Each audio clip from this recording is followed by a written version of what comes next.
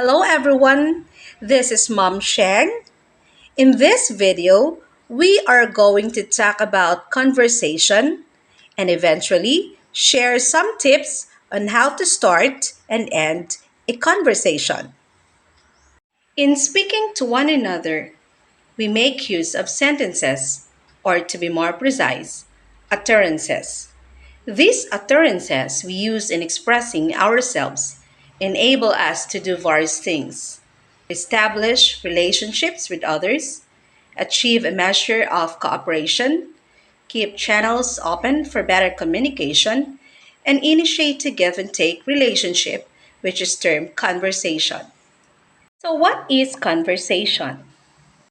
Conversation is a cooperative activity in the sense that it involves two or more parties, each of whom must be allowed the opportunity to participate. Hence, there must be some principles which govern who gets to speak. One particular important principle used in conversation is the basic pairing, wherein utterance types of certain kinds are found to co-occur. This basic pairing relationship provides the possibilities of both continuity and exchange in that enable both parties to say something, as shown in this video.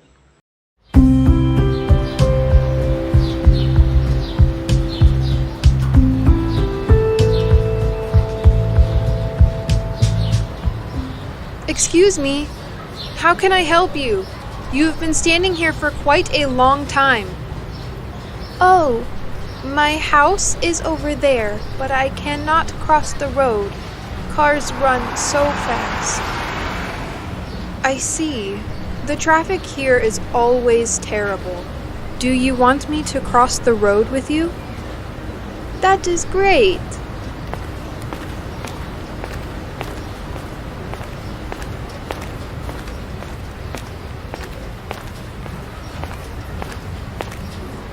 Thanks a lot. It is very kind of you. You are welcome. I like to help other people, especially the elderly and children. You are a good girl. You make me miss my grandmother. I have not seen her for years. Why? Because she lives abroad with my uncle. I think I will come home and make a video call with her right away. You should do that, girl. I am sure your grandmother will be very happy. Thank you. Can you come home alone? Of course. Another principle is turn taking. Conversation in this principle is more complex than it might appear because we engage in it so easily and skillfully. Utterances usually do not overlap over utterances, and the gaps between utterances are sometimes measurable. Turn taking also applies in a variety of circumstances, between as few as two participants and upward of a score, on the telephone as well as in the face to face interaction. So, watch these videos.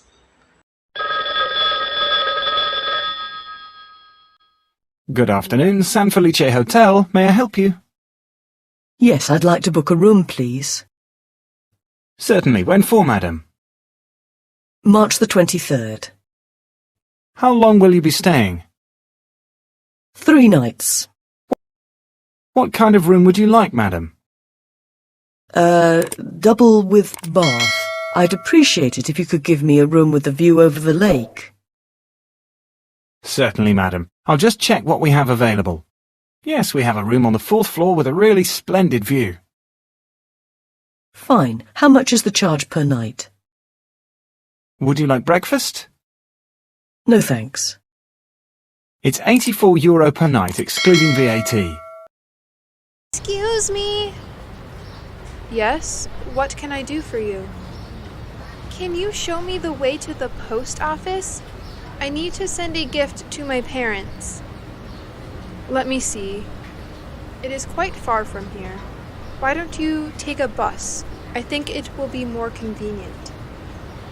But I do not know which bus passed by the post office. You can get on the bus number 2.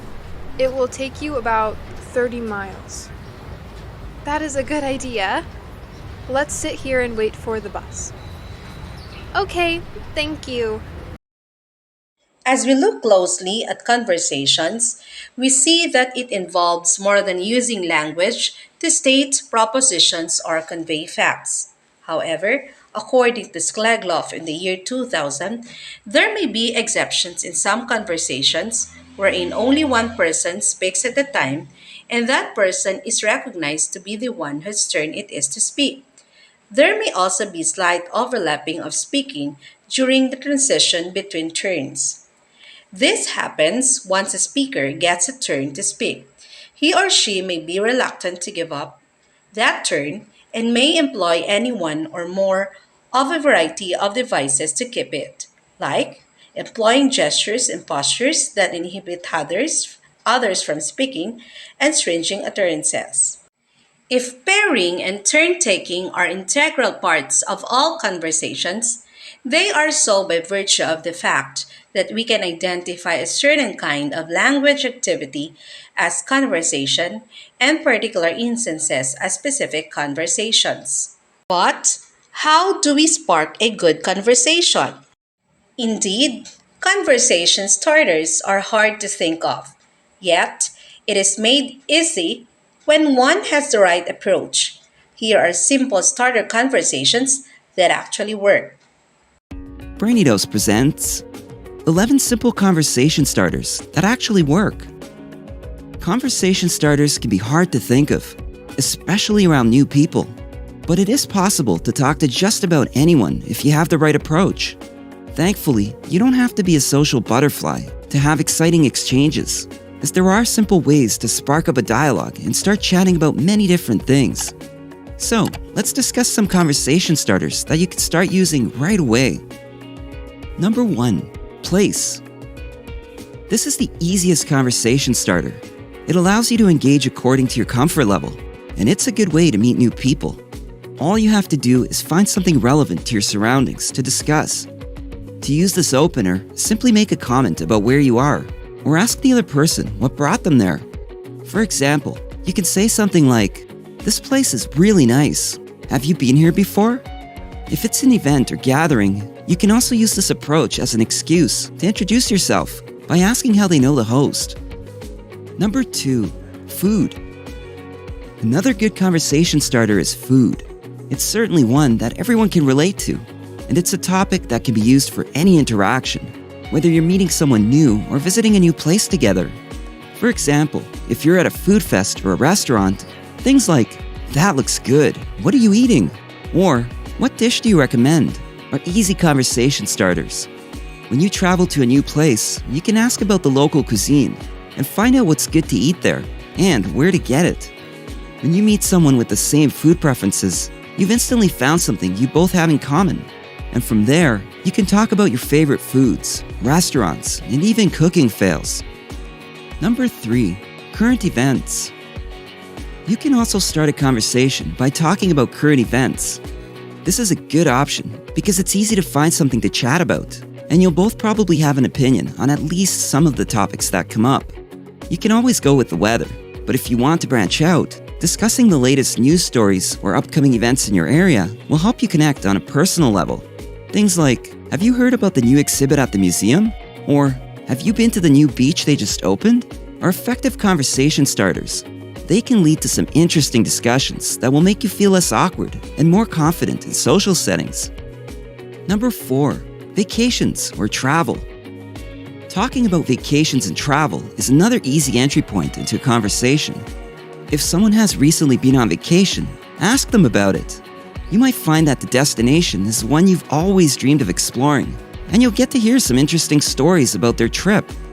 You can also talk about upcoming trips.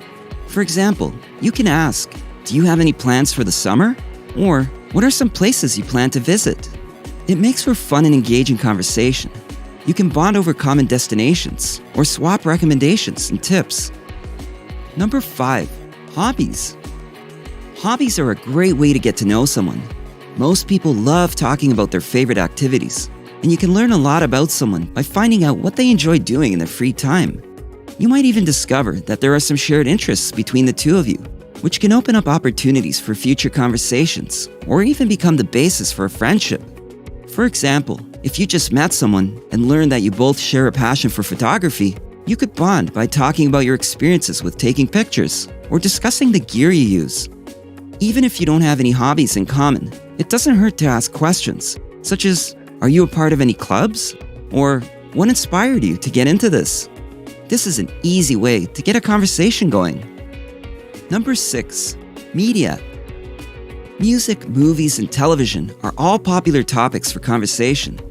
There are many genres, so it's easy to find common ground. You can ask the other person if they've seen any good movies lately, or ask about their favorite TV shows.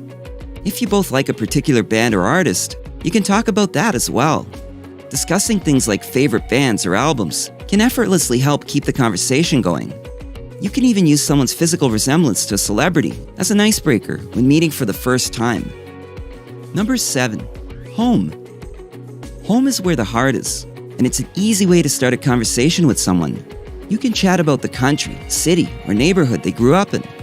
If you notice an accent or dialect, you can ask where they're from, or ask them about the differences between their hometown and current city. You might be surprised by how much information you get in return. Most people have strong feelings about their hometowns, whether it's good or bad, and it gives you something new to talk about, while providing perspective on each other's countries, as well as thoughts on what makes them special places worth visiting. Number 8. Compliments. Compliments make people feel good, and for that very reason, they can be the perfect icebreaker.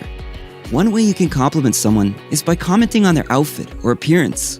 It could be their hairstyle, a piece of jewelry, or their watch. Or maybe the person has something else about them that stands out. Perhaps it's their laugh, or the color of their eyes. Those little details about people deserve attention too. Another option is to compliment someone's work. If they're doing something that showcases their skills or talents, then give them some props. The key here is to be sincere and to not go overboard. Stick with 1 or 2 well-placed compliments. Number 9. Technology.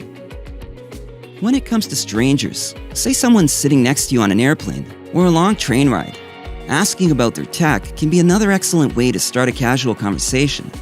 It's also a good way to learn more about someone's personality and interests. If they have a brand of phone or tablet that's different from yours, you can ask them about their experience with that device or a particular operating system. You can also ask if they have any recommendations for reliable gadgets or apps. Number 10. Animals. Talking about animals can be a fun conversation starter, since you won't find too many people who don't like them. Animals can be goofy, funny, and cute. And learning about the types of animals a person likes, and why they like them, is a great way to get insight into their personality. If someone has a pet, they will likely be more than happy to share some stories about their furry companion. And even if they don't have a pet, they probably won't mind having a lighthearted chat about their childhood dog or cat that led to some memorable moments. Number 11. Inconveniences. Who hasn't had the experience of bonding with someone over their shared frustration about something? Whether it's waiting in line, traffic, or having to pay for unexpected repairs, life's little annoyances are a surefire way to get people talking. Situations like these come up often enough that others understand what you mean when you complain about them. These interactions offer an opportunity to find common ground, while also building rapport by offering sympathy and validation. Hopefully, this video has given you some good ideas for future interactions. Just remember that starting a conversation is only part of what makes it successful. You also have to ensure that the other person feels comfortable and welcome in the discussion. This means listening actively, asking questions when appropriate, and avoiding controversial subjects like religion or politics until you've had a chance to get to know each other better. Conversations must also be brought to a close. Quite often, the close itself is ritualistic, but some rituals do not come unannounced, and they are often preceded by clear indications that closings are about to occur. An actual closing may involve several steps. Here are some of the tips in closing a conversation.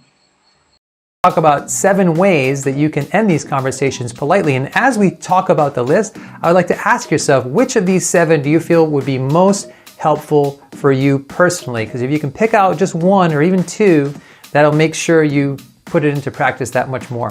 So let's talk about the 7 tips. Number 1, you have to end on your turn. So in a conversation, there's a back and forth dynamic to communication. And when you want to end the conversation, you do it when you're already talking. You can't interrupt the other person because that will not come across as polite. That's an interruption. So you fight for some talking turn, say what you have to say, and then during that talking turn, you signal that you're ending the conversation. You have to end on your turn. All the rest of the tips flow from this concept. Tip number 2, set a time limit. Somewhere in the conversation, you have to indicate how much time you have to talk. You may do it at the very beginning of the conversation and say, hey, it's good to see you, Steve. I've got about 5 minutes to talk. What's up? Or you can do it somewhere in the middle of the conversation. You might say something along the lines of, I have about 1 more minute before I have to go, but let me finish with this thought. And somewhere in there, you're signaling the time, and then they hear, oh, okay, this conversation is going to end. And that's the way normal people do this. They let you know that they have about a certain amount of time, and then they end the conversations. This is going to be familiar to people. The third thing you want to do is like a little secret technique. You pack up your stuff. This is a nonverbal way to show them that you are leaving and moving on to the next thing. So you start putting things in your bag, you get your keys out, you put your coat on. This shows them, oh, something's changing here. Alex is about to leave. So that's a nonverbal signal that shows, it's reinforcing the fact that you're leaving verbally. You already said you're going to leave, you have about a minute left or so, and you put your stuff on, you're committing to this non-verbally. By the way, these are called leave-taking behaviors. And this is what we all do naturally when we're about to go. And so these cues are really known and powerful to most people. They will pick up on them. The fourth thing you want to do is tell them that you have to go. So you have to use phrases that they're used to hearing, like, I've got to run, I've got to get going.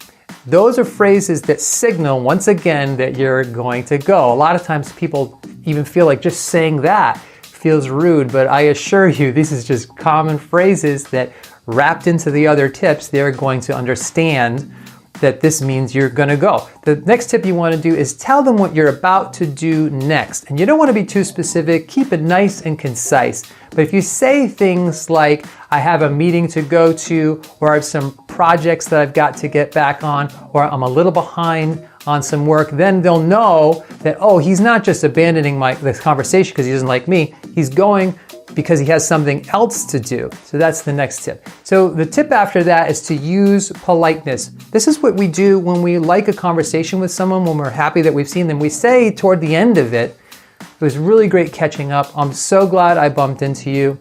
This was a great conversation. Now, of course, you want to be honest, but pick something that is honest and is true to who you are and express that politeness to them, because that shows them a little bit of respect. But also, this is the way we signal that we're wrapping up normally. So again, it'll be familiar to them and it'll set off those cues for them that, oh, I guess we're wrapping up. Like if somebody says, it was so great catching up with you, I'm so glad I bumped into you. We don't normally say that at the beginning of the conversation. We say it toward the end. And so that'll let them know yet another way that the conversation is ending, by using that politeness.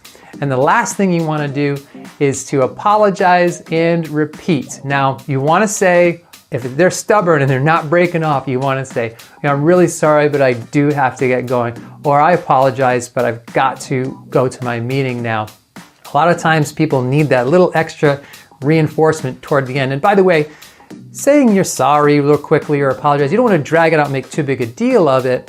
But this is the way people talk in a normal kind of polite conversation. They say little phrases like that. It doesn't mean you've actually done something wrong that you need to apologize for. It's just a way, once again, to signal that you're trying to be respectful to that person. Now, let me reassure you that if you do these 7 techniques, or even some of these techniques, you will come across as polite. A lot of times when we're maintaining a boundary, we feel like just maintaining a boundary around our time, around our energy and our focus, that's impolite. But the truth is that only you can maintain your boundaries. Other people are not going to do that for you. And if you're routinely getting painted into a corner in a conversation by somebody, they need a reminder of where that boundary is. And if you do it politely, they should respect it, and their feelings are not going to be hurt if you handle it this way. So as I mentioned earlier, I want to ask the question of the day: which of these 7 tips do you most see benefiting you personally? Which one do you think would help you the most? I would love to hear your comments in that section below the video. So thanks, God bless, and I'll see you next time. What happens in a conversation shared by a variety of culture groups? For instance, Tannen in 1987 identifies a New York conversational style which she labels as conversational overload. She claims that New Yorkers like a lot of talk going on in casual conversation to the extent that they talk while others are talking. In Japan, it is the caller who speaks first on the telephone, and in doing so, identifies himself or herself. In Netherlands and Sweden, people usually answer the telephone by identifying themselves. In North America, telephone calls are not regarded as intrusive to the same extent. They quite routinely interrupt other activities. People seem to find it difficult not to answer the telephone, and apologies for calling are rarely offered or are not taken very seriously, except at strange hours. In France, a telephone call is an intrusion, so the caller feels some obligation to verify the number, identify himself, and be excused for intruding. In these cases, conversation approaches vary in terms of culture groups. However, there are conversational settings that are unusual in still other ways because of the ways in which certain of the principles or purposes are used. For instance, situations like teaching, interviewing, or interrogating. So, how does classroom conversation different from ordinary conversation? The use of language in the classroom by teachers and students provides a good example. Most teaching involves a lot of talk, but classroom talk is dominated by the teacher, who selects topics, sees that participants stick to the chosen topics, and decides how these will be discussed. Undoubtedly, the teacher has special rights and also has the power to control much of what happens in the classroom. Moreover, the teacher gets to ask most of the questions, and on the whole, these questions are of a very special kind. They are usually questions to which the teacher already has the answer. The questions are quite often addressed to a whole group of listeners, and individuals in that group are required to bid for the right to answer. In these cases, classroom conversation activity is very highly marked. For any of the above activities carried over to ordinary everyday conversation would result in the feeling of being manipulated. On the other hand, doctor, patient, or lawyer client interviewing is also full of questioning behavior. But in this case, the questions are asked for the purposes of double checking and eliciting anything that might be relevant to deciding on a particular course of action, such as the name of a disease given to symptoms that have been elicited, a course of therapy indicated as a result of psychiatric assessment, or a particular plea to be made or position. Given the cultural differences, various situations, and circumstances, we can generalize that as a conversationalist, we should be aware that not everyone possesses the same knowledge of the conventions that apply in such circumstances. One consequence is that verbal exchanges, which involve people from different cultural backgrounds, can more easily go wrong than those that involve people who share same cultural background. Indeed, not everyone has such communicative flexibility, this ability to cross cultural boundaries. Consequently, when the cross cultural exchange involves an important matter like trial or an interview for opposition or disagreement between employer and employee, there can be a serious breakdown in communication from the lack of such flexibility. In addition, we tend to rely very heavily on our own cultural background in interpreting the talk of others, and it may not be at all easy to understand how this can create difficulties when the others are either complete strangers or come from quite different cultural backgrounds. And this ends my report. We have finally learned about conversation and how cultural differences affect it. Likewise, you got some tips on how to start and end a conversation. Thank you so much for listening. Once again, this is Mom Sheng saying nothing is impossible if we try. So, try to spark a good conversation and end up to be the best conversationalist. Thank you and good day, everyone.